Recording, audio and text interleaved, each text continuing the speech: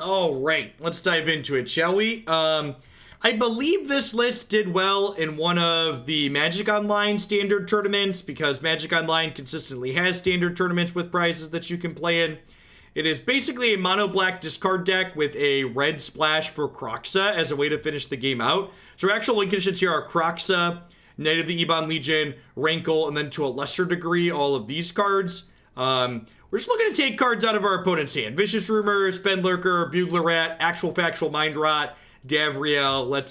Let's run people down and see how it goes.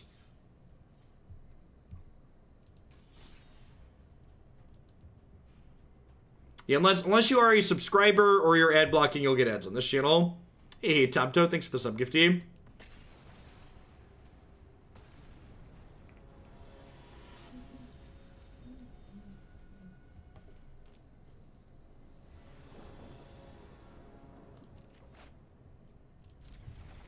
When Christy and I made our run out yesterday to get groceries and for her to go to the doctor, we also stopped at Best Buy and picked up a SSD for my computer. So I think I'm gonna set up an instance of Windows on here to see if that corrects the random disconnects that I get on occasion. Because getting a static IP address for my ISP setup didn't do it, so it might be a software issue on my end. What would it cost me to play Blue-Red Flash on my website in Historic tomorrow? So theoretically, the top Historic deck after we finish today is going to have 43 points.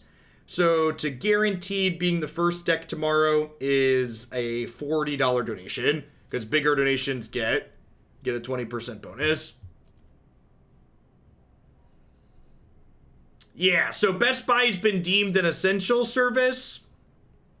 So they were open to pick stuff up at. They actually had a really good setup going. You actually can't go into the store if you're not an employee there. And they had a bunch of cones out in the parking lot that were numbered, and you place your order online, and when you get there, you tell them that they're there, and you enter your spot in the parking lot, and you just like open the back of your car, and they just like drop it in without actually handing it to you.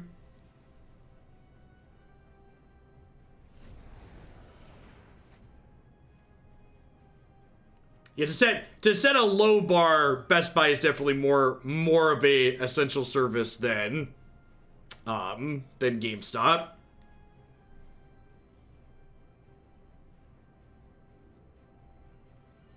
Correct, yeah.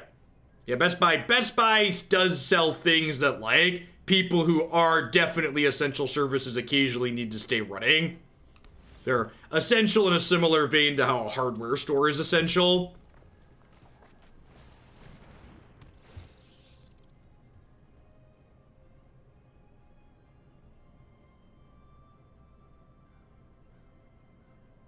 Best Buy does actual appliances too.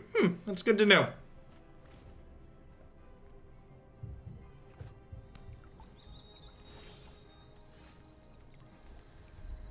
Yeah, I agree that seems like a bad idea, J. Miller.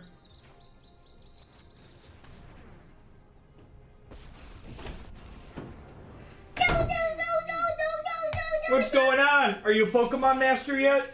Yeah! You are? You got all 8 gym badges, or are you lying to me?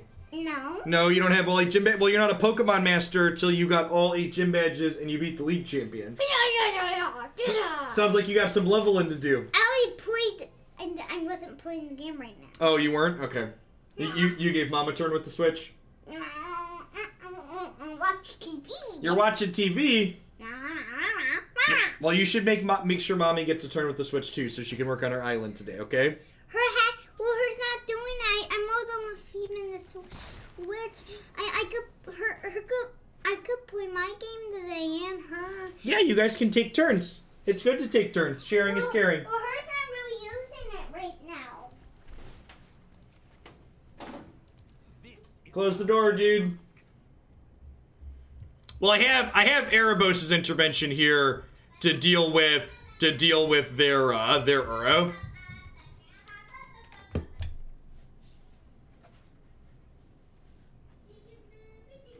Which I assume that's why interventions in my deck.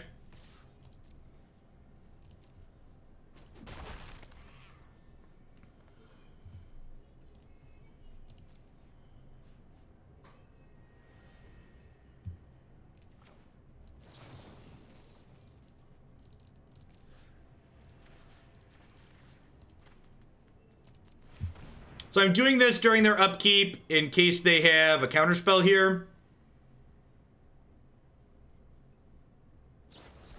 Yeah, Deckmaster displays the cards in whatever your native language is.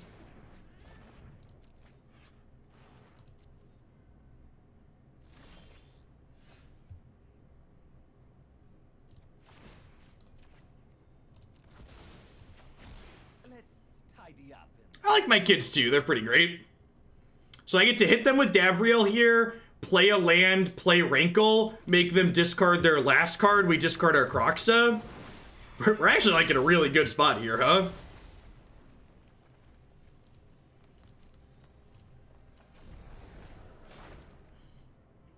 I mean, Rankle plus Kroxa end the game pretty quickly, right? Hey, my Cheerio, Daddy. You ate your Cheerios. Hey, two gummy bears. There you go. You're welcome. I love you.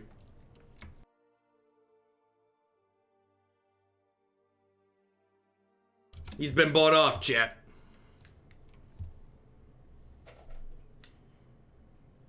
Duress sounds good. Leyline of the Void sounds good. If I'm bringing in Leyline, I don't think I need this effect. I probably want some number of Murderous Riders.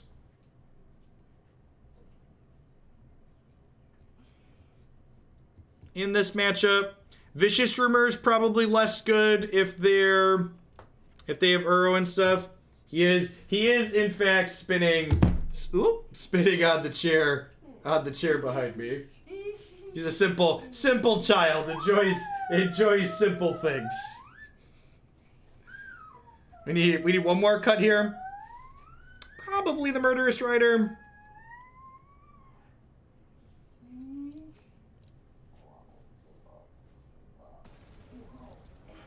Chat thinks you're adorable, Jacob. Are you dizzy? Yeah. Yeah, I bet. You're spinning pretty quick. Oh, I love you, child. I'll be glued. Blah, blah, blah, blah, blah, blah. Don't play with those. Those are not toys.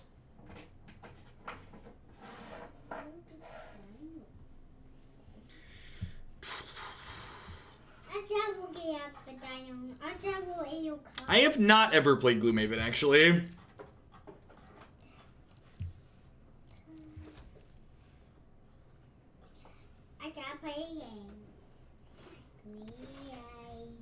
That's a fantastic draw.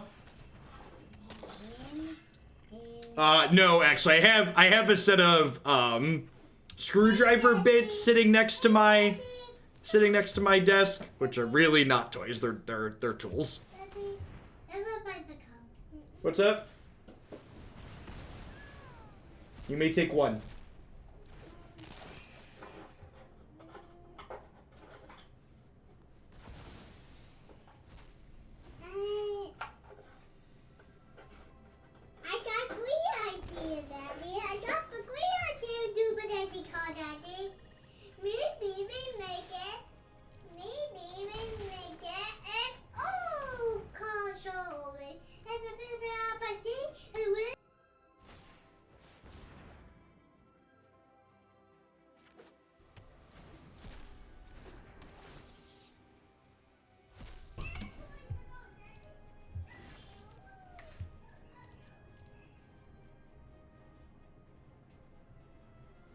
I'm gonna get Nightpack Ambusher here and be sad.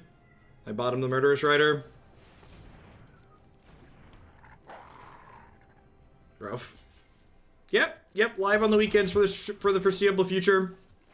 Till August at a minimum.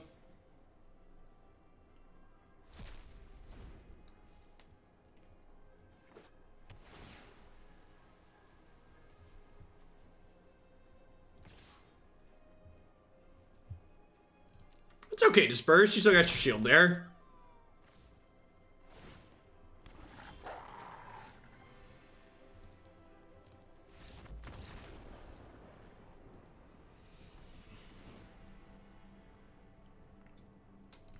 I'll leave the riders in. It's probably a mistake to cut them.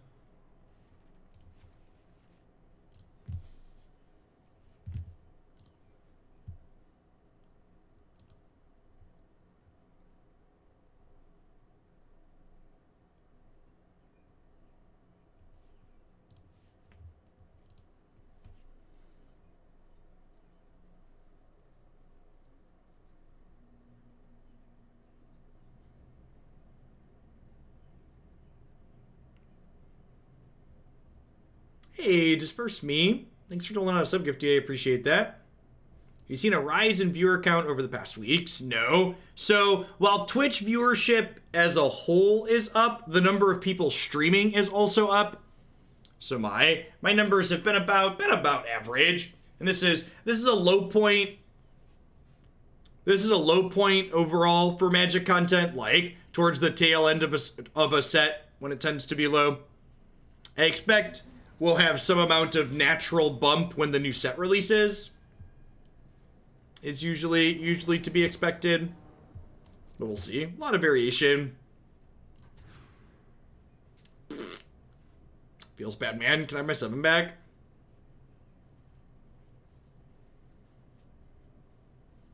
I can't remember the last time I saw a Ferox.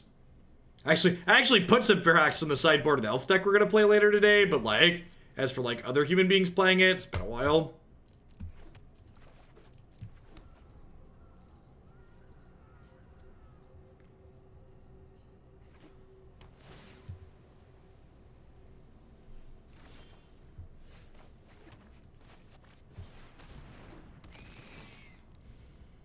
Yeah, the first couple of weekend streams we did had pretty okay numbers. Last weekend was a little middling, and we'll see how it is going forward because Channel Fireball is doing their coverage stuff on the weekends. So it'll be interesting to see if I'm consistently lower because of them or if the novelty of that'll wear off.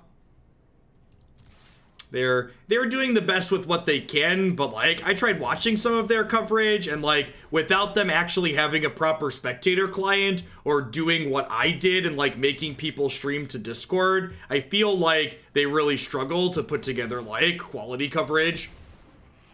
Like I don't really think they can do better with what they have, but it also is just like it's rough around the edges because like they're just like trying to restream other people streaming. Wizards really needs to get their crap together and get a real spectator client. Because they have 2 of these, I'm just going to go ahead and play one out so I can start pressuring them, I think, here.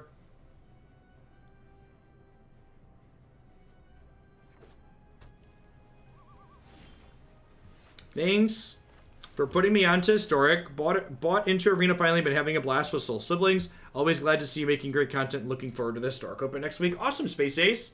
I'm glad you found another way to enjoy Magic.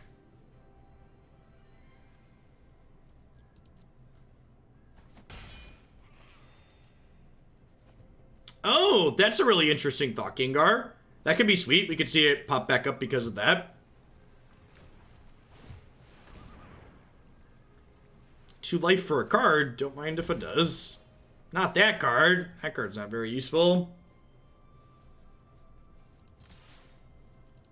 I don't think I want to play Mind Rot out into a Pearl Mystic here. Yeah, if you go to the open page, it lists the current number of people enrolled. I believe when I checked this morning, there were 160 people, so it looks like if you're on the fence, you can likely wait and still get a slot if you decide to. The big burst of people signed up the first day. When I checked this morning, there were about 160, so...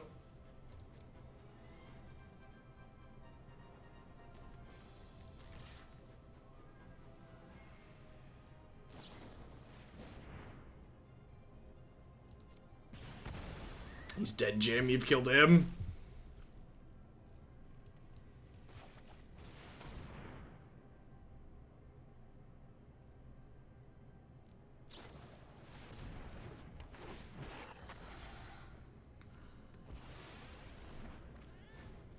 Is it a bunch are gonna show up 5 minutes before? Yeah, that's possible, Corinne, for sure.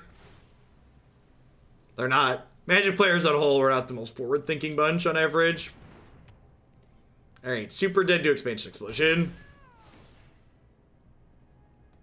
And they can, like, scry here a bunch, too, so probably done this game.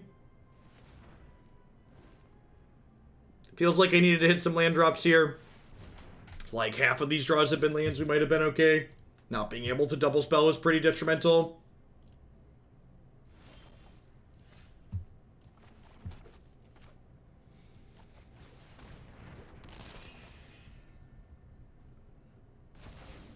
I played the second Leyline because they play Brazen Borrower, and I just wasn't doing anything.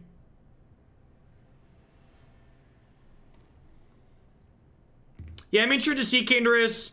I've made a point to say a few times that if people sign up for the tournament knowing that they're not going to be able to stream to Discord, and I request that they do, they're going to be dropped from the tournament. And they're going to be barred from playing in future tournaments as long as that's a requirement. So I'm hoping that that's not going to be the case, but I do intend to, I don't care if they're 4-0 or 5-0 or 6-0. If we pull them for a feature and they're not able to do it, like, it is, unfortunately, until we have a real spectator mode, that is just a hard requirement to be able to play. Because the point of me running this is to be able to do coverage. In my opinion, it isn't worth it for me to take off time from streaming my normal deck queue stuff to just, like, do ad hoc coverage like Channel Fireball is doing. Like, the quality of what they're able to produce without making people stream their stuff is just not good enough, I don't think.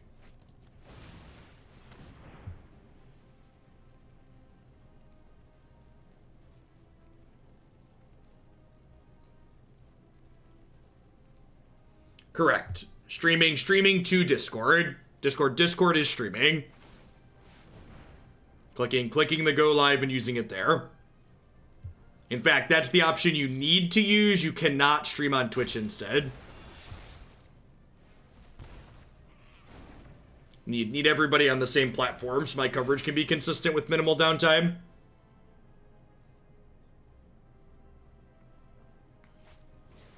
Nah, I'm not really concerned about that, Bushoes. This first one is mostly a rough proof of concept to see what it looks like and what the popularity can be without the extra push.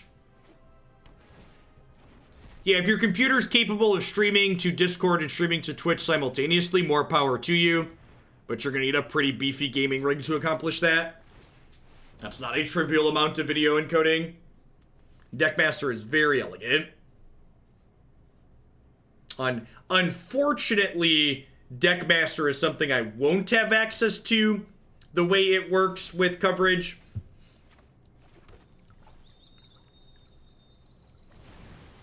We could make something custom at some point for that potentially, but for this first one, we're not going to do anything with that. I do plan to utilize Cardboard Live, I think, to have both players' deck lists up on screen so players can mouse over them that way, but you won't be able to mouse over just the cards in play like you do with this.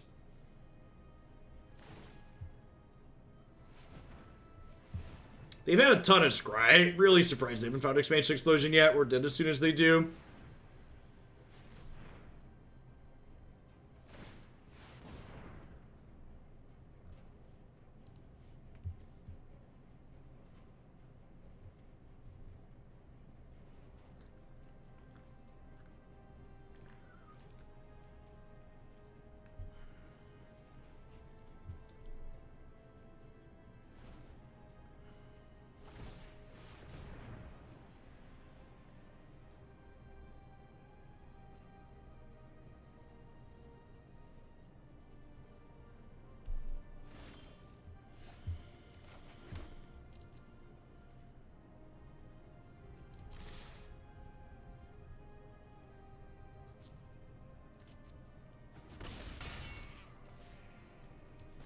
Yeah, sometimes upload speed can be a determining factor. You do only need like my streaming to Twitch only takes 6 megs a second up.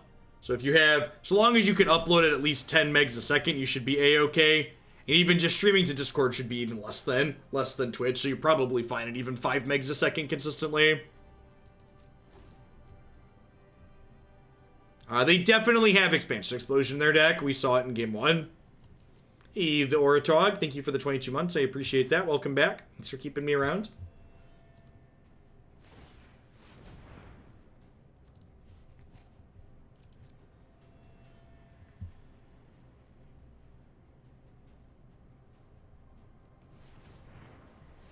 Hey, Party Bus, welcome back. Thanks for the Prime. I feel like I missed Jensen too. Did I miss a couple in there? I didn't catch Party Bus either. Welcome back, Jensen. Thanks for the 1.5 years. Time is definitely fake.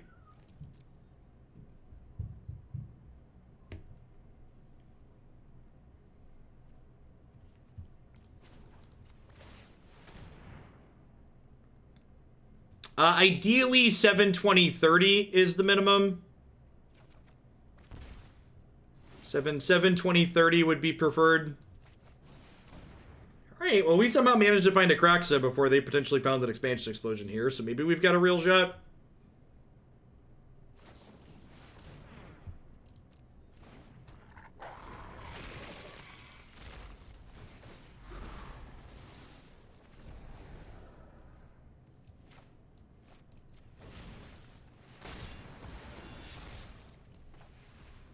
Yeah, and like I said, it sucks in general that I have to put this requirement on it, but again, the goal for the event is to make content in addition to running the tournament, so...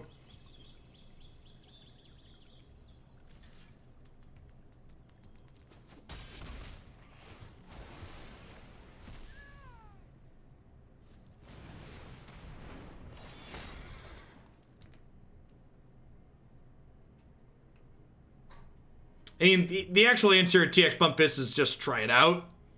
You can click into the subs Discord server or any Discord server and click the go live button in any voice channel at any point. I assume we're dead here.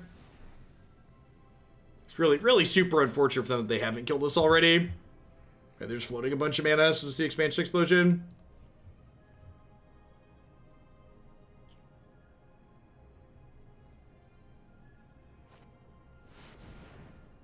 Is it exactly lethal too? 6, 7, 8. Yeah, they have exactly 16 mana. Brutal. Rough.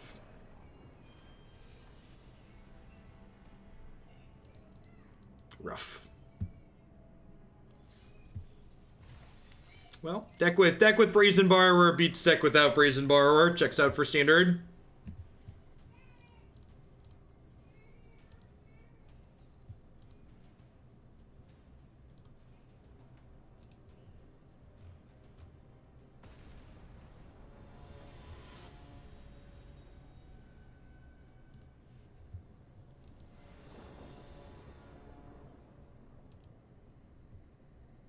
Hey, Alaro. Glad you're enjoying it. Anything that gets people excited to play Magic is a good addition.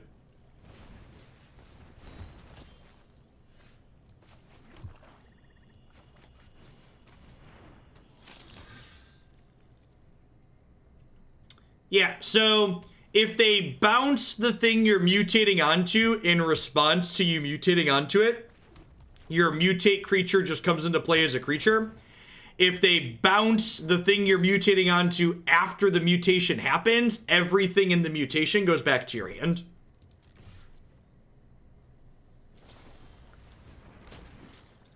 Well, that's super unfortunate.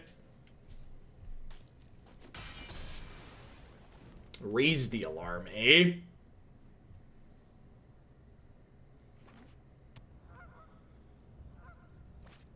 Yeah, you're still gonna get tempoed to hell and back by Brazen Borrower and Teferi.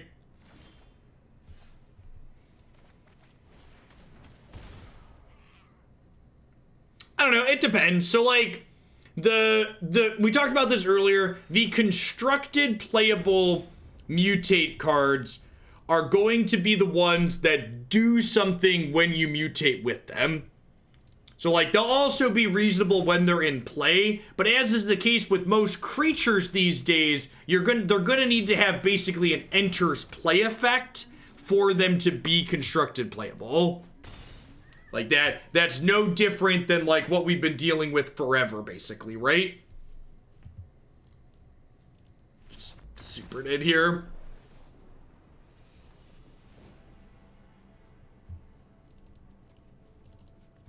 Ritual of Soot sounds great. Rankle seems not great against their token deck. They get on board pretty quickly, so Mind Rot's probably not very good. I'm bringing one Legion's End. Let's give this a try. Hey, thanks for the 15 months, Rhino. Welcome back. Hope you're having a good one.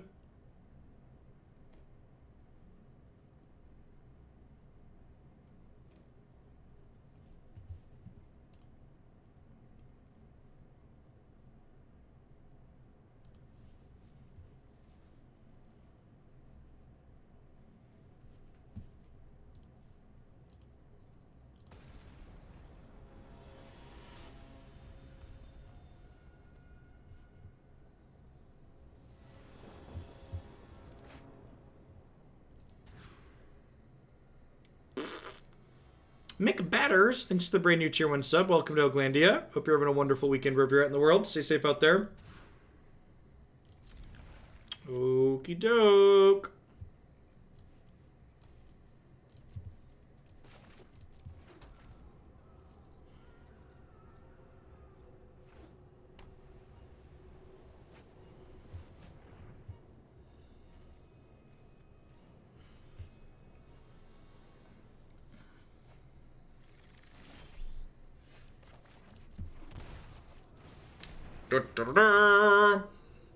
Allow me to sing you the song of my rat.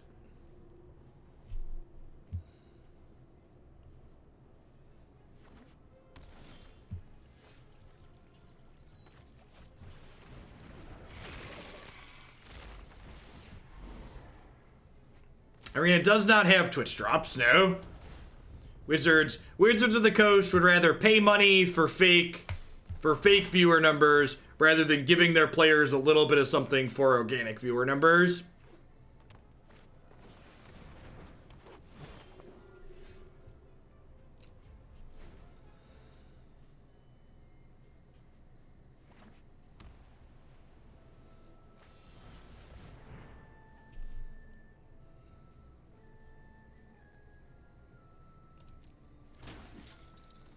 Hey, Whit Perkins, thanks for the brand new Prime support. I appreciate that. Welcome to Hoglandia.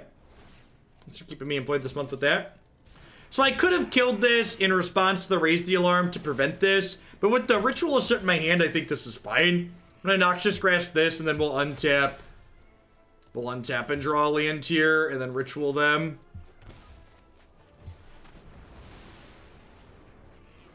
I'm up to 4 cards in my bin, so 2 more and we can escape this. Yikes.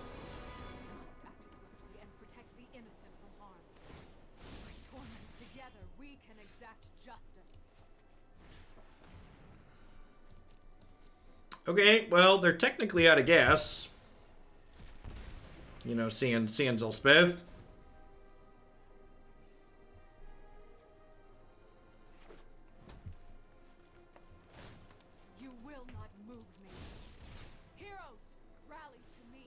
So, I'm gonna go ahead and do this for X's 1 and exile 2 cards from their bin.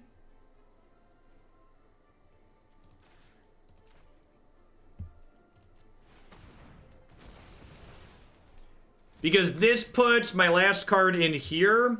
Oh, I guess this makes them discard, which means they can still escape Elspeth this turn. So it's kind of a wash. Yeah, maybe I should have just killed the token and gained a life. Yeah, that's probably what I should have done. Yeah, I forgot about this, adding the card from their hand to their graveyard. I should have just killed the 1/1. So they'll turn 2 of these into 3/2s. They'll replay Elspeth from the graveyard with escape.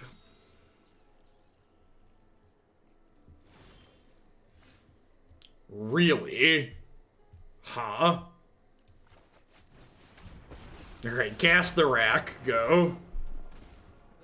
What a whiner. What's going on, Haskell? Yeah, we're doing alright so far.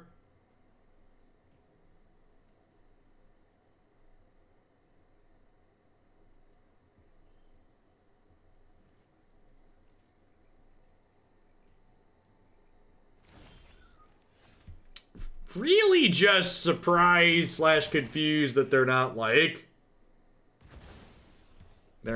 hammering us with this Elspeth.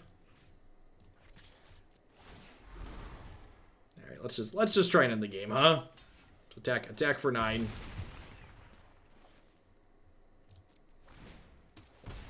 Loneliness can hurt.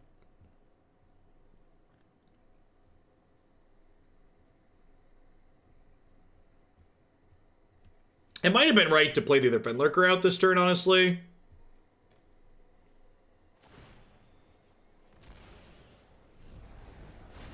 Find your valor and fight.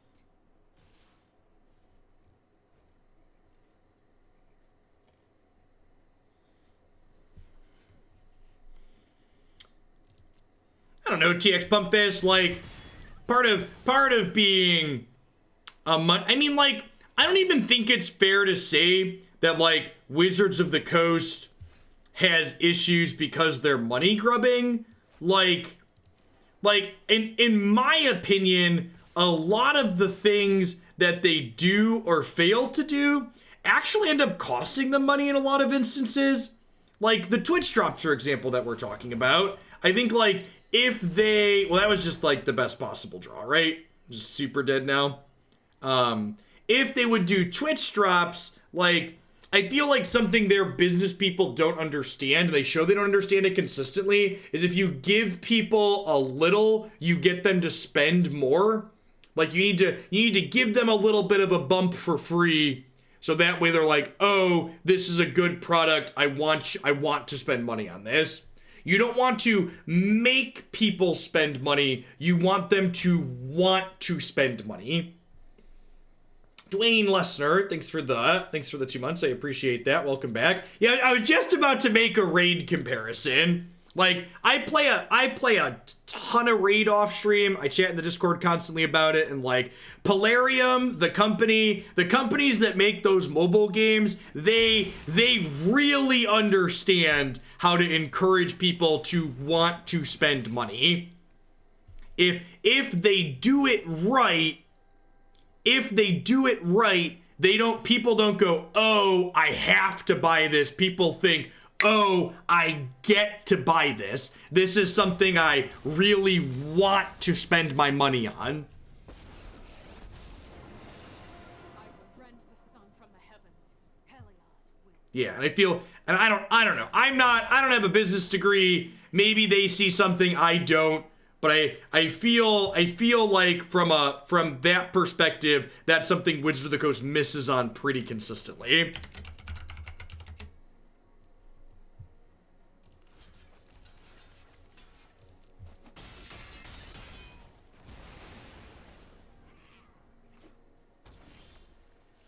I mean, and if I'm being honest and clear and transparent with myself too, the way I run my system here also lends itself to that a little bit, right? So, like, part of the reason I, like, have my deck submissions at $10 is because if you look at my deck queue, a lot of people spend more than that to get their decks played, right? Like, it's not fully free to play, but it uses a similar model, right? You're like, oh, my deck's been sitting in there for a couple of days. I can get it played tomorrow if I throw $3, $4, $5 at it. I'm just going to do that and get it played tomorrow rather than wait. So like that, wait, pay with your money or your time type thing. That's very common. Thank you for the very generous tier 3 resub, CCBM. I got that one. I got that one added back in there for you. The Team Electro balance last night. I mean, it depends on what your goal is too, Shuffler Confirmed Broken too, right? Like, there are people who produce content who their goal is not to have a full deck queue system. Like Jim Davis, for example. I think Jim charges like $80 to play decks on stream, but his goal as a content producer isn't to play deck submissions constantly. So he does some of them, and when he does them, people pay a premium, but like his goal is also different. My goal while producing content is to constantly have my queue be full.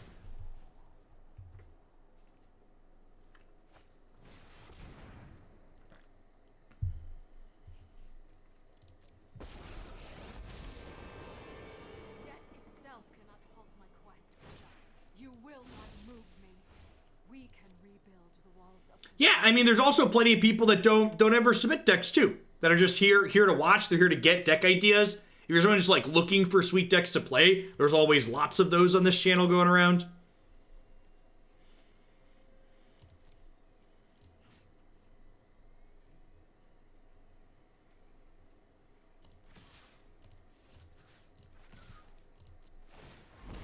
I'm just here to get timed out. We could always do that.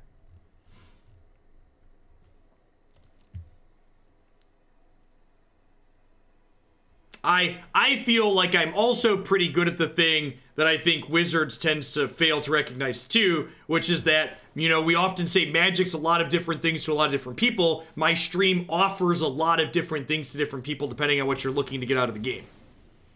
And the total blowout here with just the kill your thing and then kill all your blockers after you stack blocked.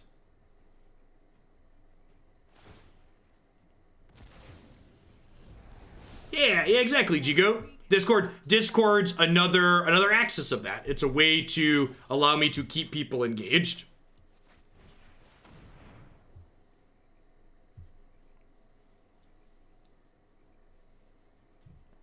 They draw another March here. They're just gonna draw another March and completely bailed out of their bad block.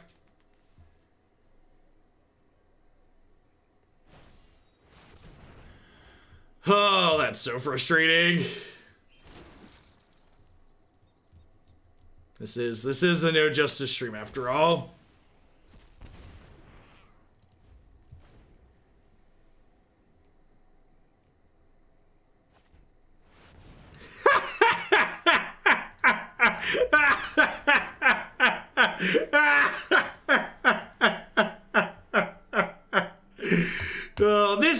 That game felt like a prime example of why discard decks seem like they always seem better than they actually are. You can't discard the top of their deck. You like get their hand empty and then they just like peel runner on you, or even single runners in some cases. Yeah. Duress, Ferpsy, thanks for the 13 months. Welcome back. Read the name under. Colin Buss, welcome back. Thanks for 11 months. It has also been good streaming on the weekends because I've seen a bunch of usernames that we don't normally see during the week too, which is good. Got a little variety in that way too. We deserves Weird Egg. Yeah, exactly. I give this one more try, give it a fair shake. I like giving them 3 matches to try and do their thing. Yeah, we'll keep that a place of the board.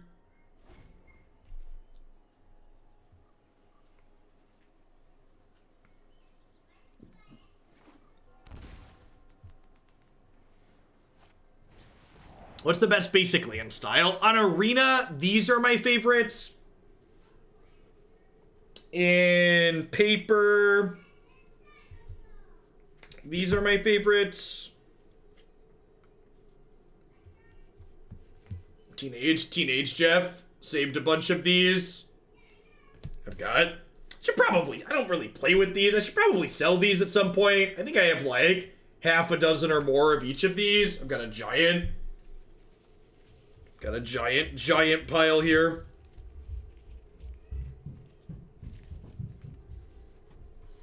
I don't really play much Paper Magic anymore.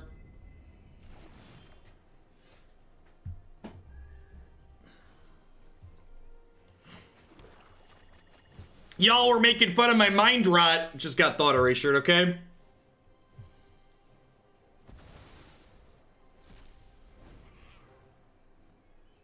I guess that's fair. At this current snapshot in history, no one is currently playing much Paper Magic.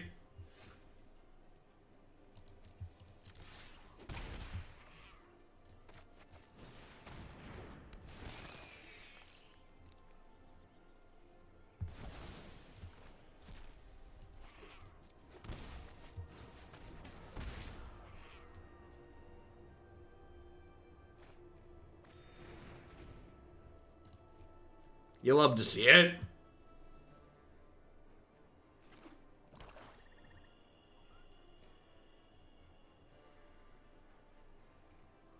What year is Unhinged?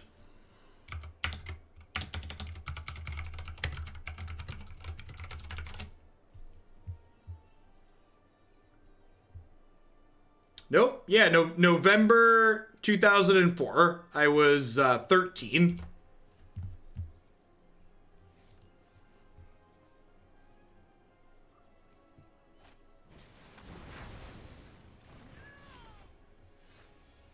That is an excellent draw.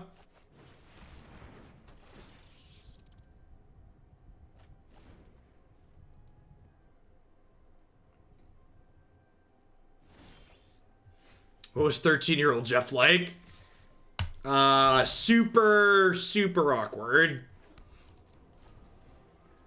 I had a good work ethic still, though. The starting the summer I was 14, I had an unpaid internship at a small theater near where I lived. That got me a lot of good experience doing lighting and audio stuff for live productions. Actually ended up turning into a job during undergrad.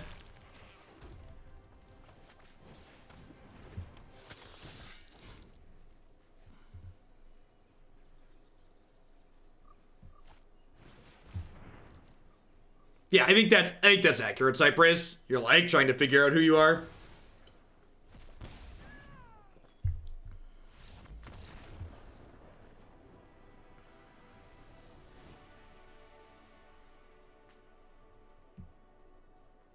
Yeah, my 14, 15, 16 were spent working at the theater, and then my time that I wasn't working at the theater was spent writing software. I had a Counter-Strike source server that I paid for with a few friends from money I got from mowing lawns. And we wrote custom Python mods for our Counter-Strike source server. Raceway Warrior, thanks for the 17 months. Welcome back. We were very cool. We were a very cool group of friends.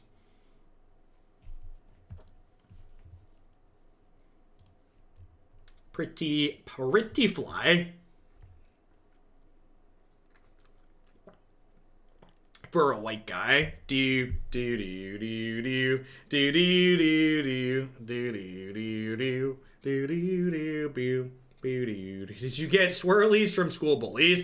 This probably adds to the level of nerd. I was homeschooled until undergrad.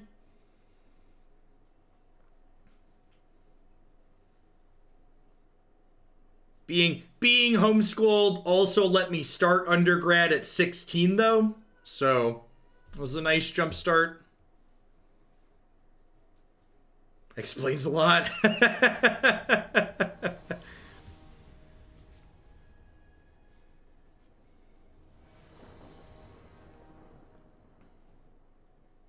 My parents decided to homeschool me because my older brother had problems in grade school, so they pulled us all out.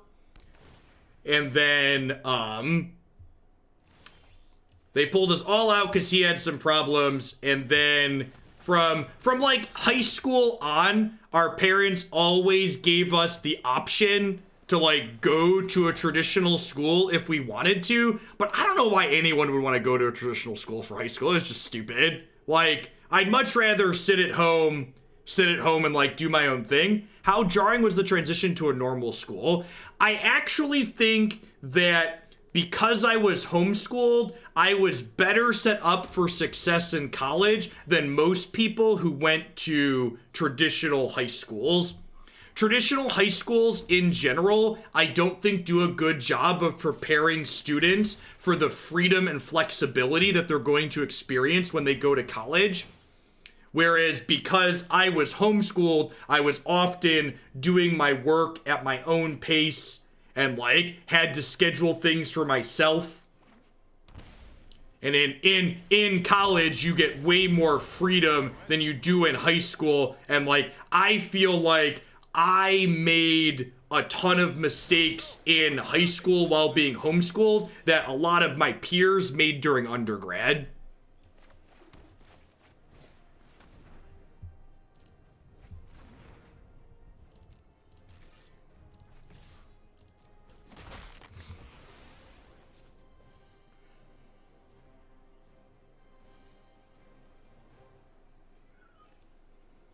Our mandate in school is kids to graduate at any cost. Yeah. Yep. Yeah, and like, to give perspective too, like, I have some experience working in traditional high schools too. I actually student taught for a semester. My undergrad, I had a minor in education. I ended up teaching college rather than high school because I decided I didn't want to teach high school. But yeah.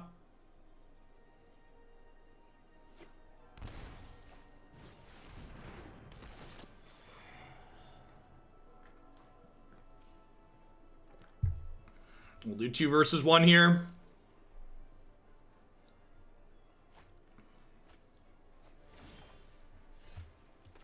High school sounds like the least desirable teaching job. It's not terrible.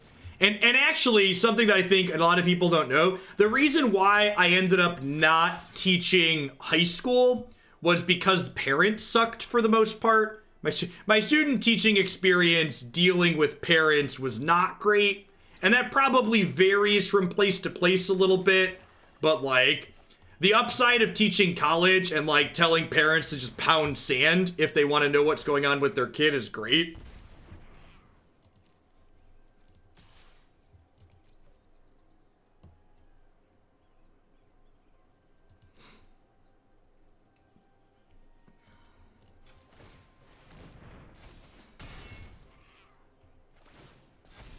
Yeah, that's actually true. Thinking about what's going on right now, a lot of students are being thrust into a basically homeschooling type state. Exactly. Swingy, thanks for the 23 months. So it'll be interesting to see if, like, when they come out the other side of this whole COVID thing, if they're better prepared or worse prepared for some of the stuff that they're going to experience. All right, so they didn't attack, but they're also not blocking. That's a decision.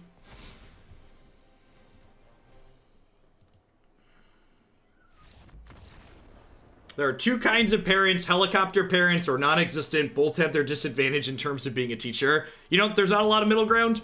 I guess that's fair.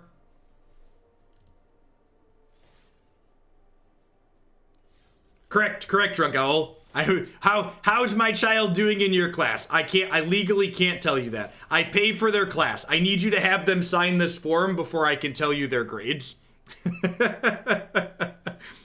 They need to come here and sign this with you in front of me.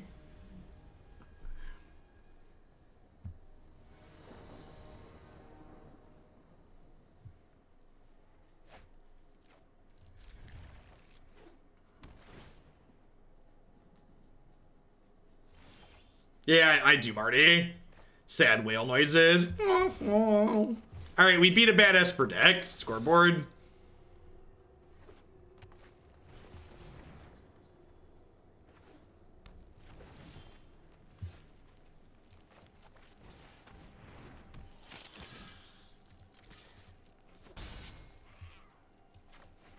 Ooh, that's a good thought too, Mask. This is forcing teachers to create things they otherwise wouldn't have time or bandwidth to use that they can leverage in the future too. So yeah, even when we get back to traditional classrooms at some point, those classrooms will likely be able to look a little bit different because of the resources teachers have prepared now. This whole thing, even once we come out the other side and aren't required to social distance anymore, it's really gonna change the landscape of a lot of facets of society, I think. There are gonna be a lot of things that just get approached very differently than they did before this whole thing happened.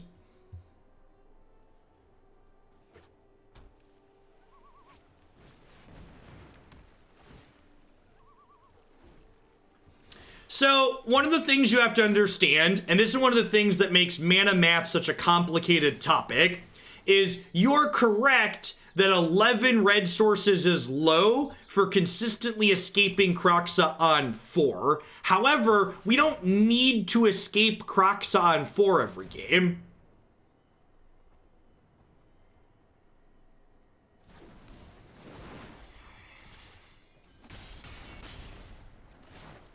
Well, I mean, everyone's currently homeschooling their children. Christy and I do not intend to homeschool the kids unless there's issues. They both really like school so far. So unless that changes, we plan to let them go to a traditional school, and then hopefully be able to supplement their school with things to prepare them for the real world.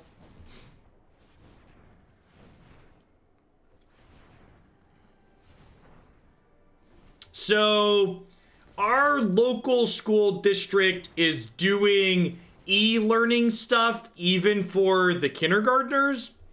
So like their teachers are sending us stuff and we're doing different lesson things with Jacob. That's part of why I'm not streaming 2 days during the week.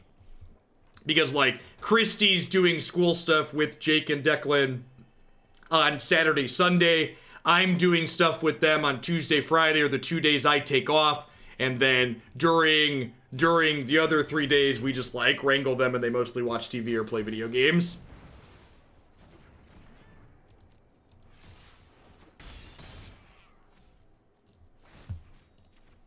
I don't know. As long as my kids actively enjoy school, I don't intend to pull them out of it.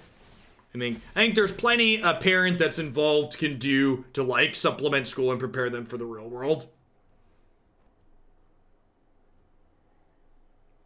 Yeah, I agree, Duress. They did a conference video call with all the kids in Jake's class that could manage to get the technology together with their parents for it.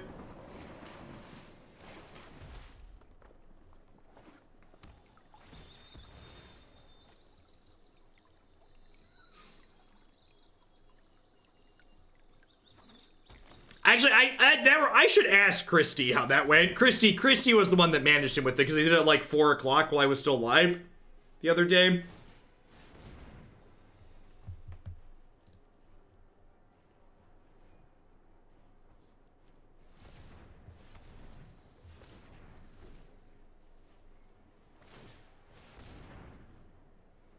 Okay, we've got this Murderous Rider for the Uro here. Unfortunately, they've got so many scries.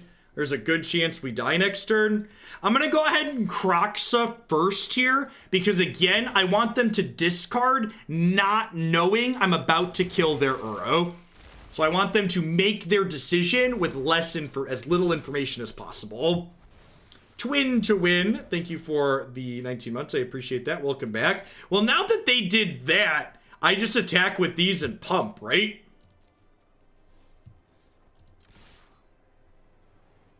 I guess I get 3 more damage in killing their thing. Yeah, I'm just gonna kill their thing.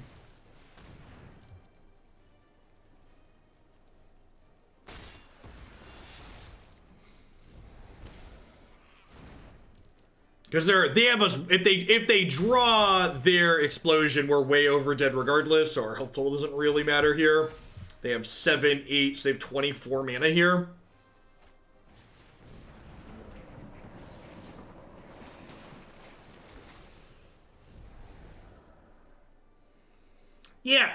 Yeah, part of it is Jake, the kids tend to genuinely like their teachers, especially at that age, so. That's my opinion on the mutate mechanic. It seems neat. Seems like a neat use of design space.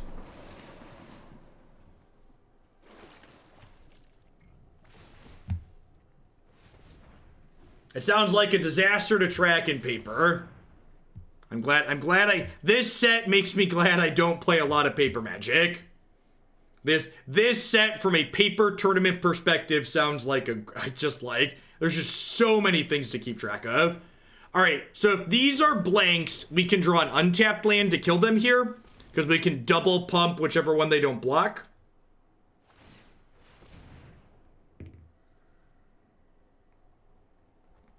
Grazer into mutation sounds hot. That's super unfortunate. Feels bad. So they topped a card there, so I assume we're dead next turn.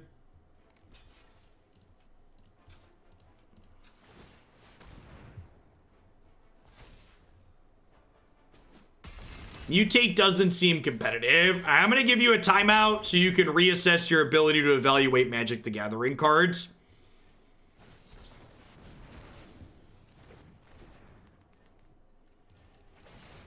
Anybody who thinks they can evaluate which mechanics are playable and which ones aren't at this point is an idiot. I don't care how much Magic experience you have. You just can't. There is not a substitute for hard work. There is not a substitute for getting in repetitions and playing games. In fact, I'd probably argue if you're someone who's played Magic for a longer time, you're a bigger idiot than normal if you think you can evaluate things. Because if you've been playing Magic for a while, you should know that you've been shown time again and again and again that you need to get these cards and play with them to really know what's up. Do you see Pokemon cancel all paper events till 2021? That's a very realistic response. There is a very real chance, we've been talking about schools, there's a very real chance that a normal school start doesn't start in the fall.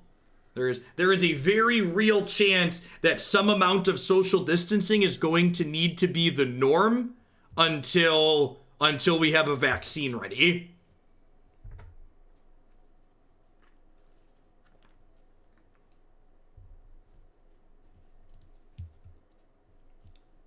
People that thought this was going to be done in 2 weeks. People think that this is going to be done by the end of April. Yeah, Mr. 3000.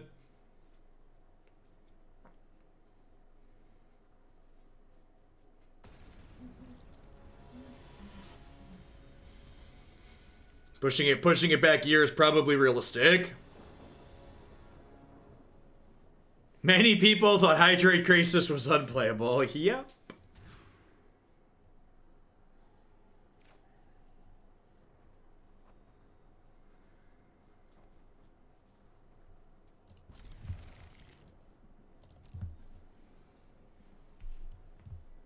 It kind of doesn't surprise me that Kroxa thinks he can evaluate everything without playing them. Kroxa's stream from my time poking in and poking out seems to run on his ability to generate hot takes and clickbait and generate chat spam.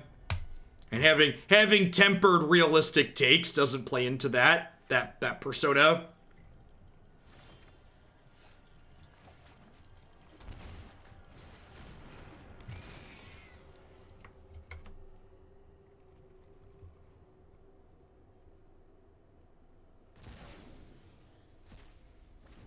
Yeah, I mean, whatever works. He's arguably the biggest Magic streamer on Twitch at the moment. I mean, think his numbers. I haven't looked at the Twitch stats for Magic in general, but like at a glance, I bet he's crushing even Caleb these days. Let's just mind rot them. I can look it up. Let's look. Objectively, is he bigger than Duress? Let's look at the last 30 days.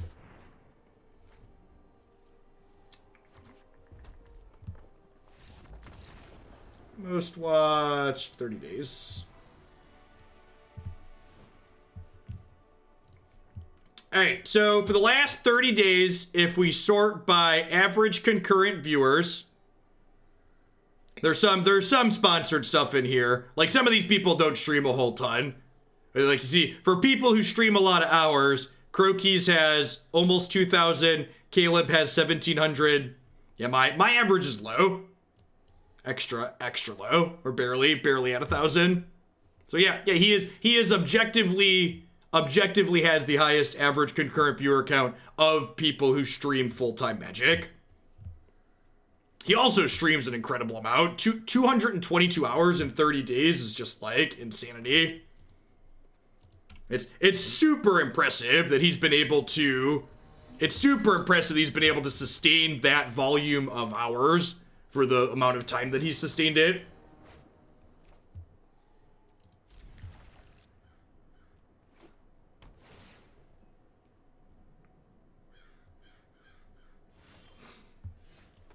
That's 7.4 hours a day for 30 days. Yep. I'm not surprised that he commented he's getting burnt out. I would, for most people, that amount of streaming is not sustainable. There is a reason why my goal on this channel My goal on this channel is... No, Croaky's... Wizards works with Croaky's. Croaky's got a special invite to one of the Mythic Championships.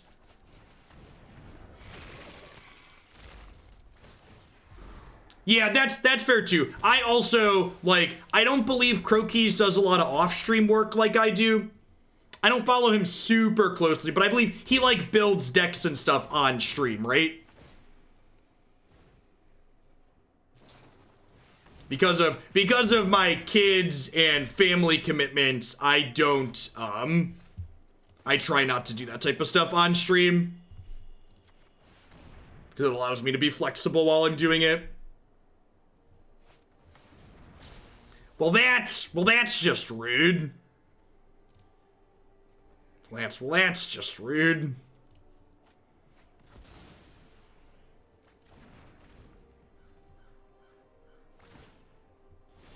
He plays Arena off stream too? That's dedication.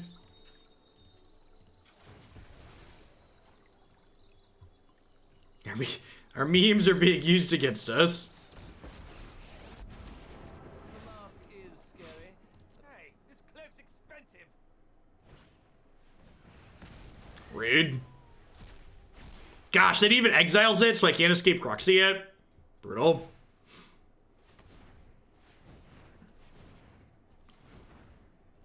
They draw Expansion Explosion.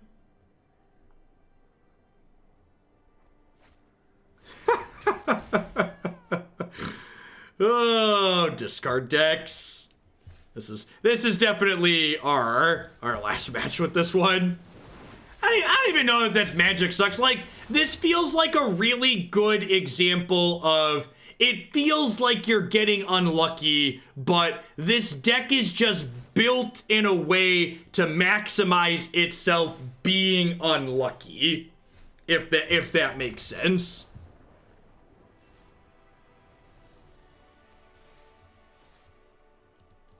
Yeah, I'm actually interested to see B-Rich, the fact that Channel Fireball's now running these play-at-home tournaments really gives people like Croaky's who haven't been accessible to paper Magic tournaments the chance to really prove themselves, right? Like, if Croaky's is really a good player, he'll be able to top 8 with some consistency these digital Magic tournaments. Like, for example, my top 8 percentage when I played a ton of opens, I believe I top 8'd just under 25% of the opens I played. So, like, if Croaky's is able to top 8, you know, 1 or 4, 1 and 5, heck, even 1 and 6 or 7 of those is a good conversion rate. Sad whale noises. Sad whale noises. The prize support for the arena events is abysmal. That being said, there's a 0% chance Croaky's actually pays money to play in those qualifiers. If they offered me free entry, I assume they offered him free entry. Which actually, something that rubs me the wrong way a little bit, and maybe it's just because they don't know, but, the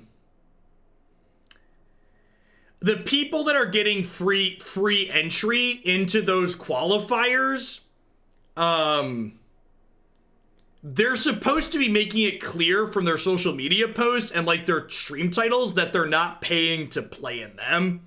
I'm not a lawyer, but I'm like 99% sure not putting sponsored or ad or things like that when they're playing in them without paying, it breaks the FTC guidelines for advertising and social media stuff. So they're probably small enough, and like Magic as a whole is probably small enough that they can get away with it and it won't be a big deal. But it definitely like I saw someone on Twitter the other day lamenting the fact that, like, these streamers were able to, like, blow as much money as they can playing in all these qualifiers. Because, like, it's really not apparent that, like, they're not paying to play in these. And I mean, like, it's smart on Channel Fireball's part to, like, give streamers free entry, but, like, they should also be making it clear that, like, they're not spending $125 a week to play in all these qualifying tournaments. Because they're not. Anywho, as far as this deck goes, someone put it well while we were playing. We were talking about things mostly not related to this deck while we're playing it, which is like usually a sign that the deck's not doing anything super interesting. It's not always a sign, but it's usually a sign. I felt like a number of the games that we played really kind of highlighted why these discard decks struggle. Like, you can't discard the top of their deck. Outside of Kroxa, which we can't escape super early, super consistently, we don't have ways to actually close the game out. So once we empty their hand, our opponents have a lot of chances to top deck us. The description is not sponsored by sitting at home on my couch, but it certainly could be. Hit me up on MySpace. Thanks for the 3/4 of a year, Yak. Thanks for the 17 months, Lucas. And my best game ever with the Yarok field against a weird, dirtily land destruction deck that went for 50 minutes. That's great. Yeah. Discard is an archetype that feels bad to play against. So decks like this always feel worse when you're playing against them than they actually are in terms of power level. All right, we are going to roll on into some Historic for the rest of the day, which is currently my favorite format in Magic the Gathering. We've got Bant Omniflood here as a wild combo deck to kick things off today. Oh, wait, that's the wrong one. Is it? Is it the wrong one or is that the right one? I think that's the right one. Let me double check. At any rate, we're going to play this archetype. I did a quick ad roll while I get everything flipped over. We'll be back in just a few minutes. Thanks for hanging out today, folks. Don't go anywhere. Make sure I have the right list for this one.